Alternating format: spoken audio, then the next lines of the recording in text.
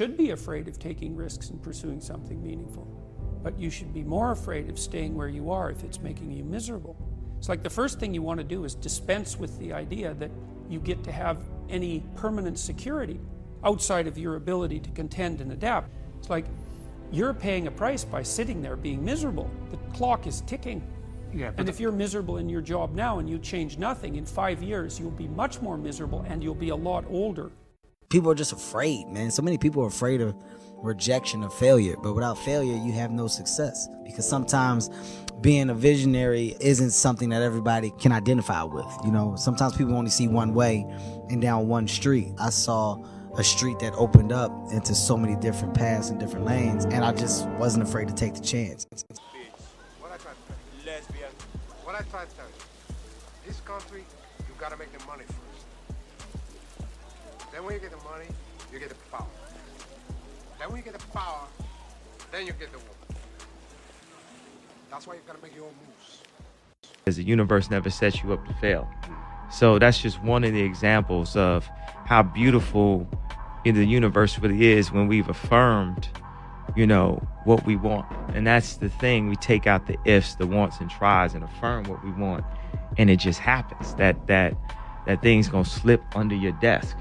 And it's like, people say, well, that's easy for you to say, yay, because this. And it's like, well, your attitude determines your latitude. It's my mentality. Always trust everyone to be themselves, but trust in the fact that you can see them well. You know what I mean? So it's like, you know, trust. It takes too much energy to not trust someone. You know what I mean? But trust them to be them. Right. To be themselves. Trust the snake to bite you. Right. Trust the lion to lie. Trust the thief to steal from you. Like, trust them to be them. But know them when you see them. The key is to try to find out what you're not good at. Okay? Write those things down that you're not good at. And then you get the people who are good at those things. And then you get the great leverage, right? So, you know, think, what are you not good at? And get that great leverage, and then get the simpatico even on the things you're good at. That's great. You're a person and you don't like who you are. Like me, I was a fat slob. I did not like having breasts. That means I need to do something about it. Because talking and complaining about it is not going to get it fixed. All you have to do, if you don't know who you are, here's a great way to find out. Go somewhere by yourself and think about who you are as a person. Think about the things that make you feel good. Think about the things that make you happy. Think about the things that make you sad. Think about the things you love. Think about the things you hate. You are getting to know yourself. With depression, one of the most important things you could realize is that you're not alone. You're not the first to go through it. You're not going to be the last to go through it. And oftentimes it happens. You feel like you're alone, and you feel like it's only you, and you're in your bubble. You just got to remember, hold on to that fundamental quality of faith. Have faith that on the other side of your pain is something good.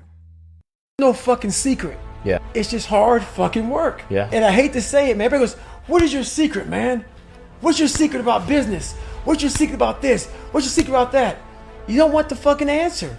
The answer is, you see these fucking hands? Sure. Hard fucking work, man.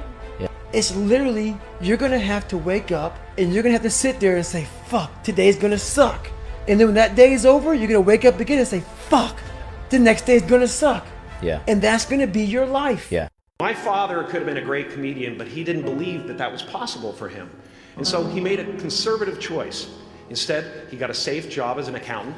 And when I was 12 years old, he was let go from that safe job. And our family had to do whatever we could to survive. I learned many great lessons from my father, not the least of which was that you can fail at what you don't want.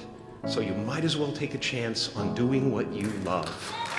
You know, you just got to be able to kind of have confidence in yourself and belief in yourself, surrounding yourself with good people, you know. But I always feel like if I put my mind to something and I really do the work, I can accomplish something. And as long as I do everything I can to do my best then I feel pretty darn good about the effort. And sometimes I win and succeed, and sometimes I don't. But I always felt like if I didn't do everything I could to prepare, then that's when I had regret.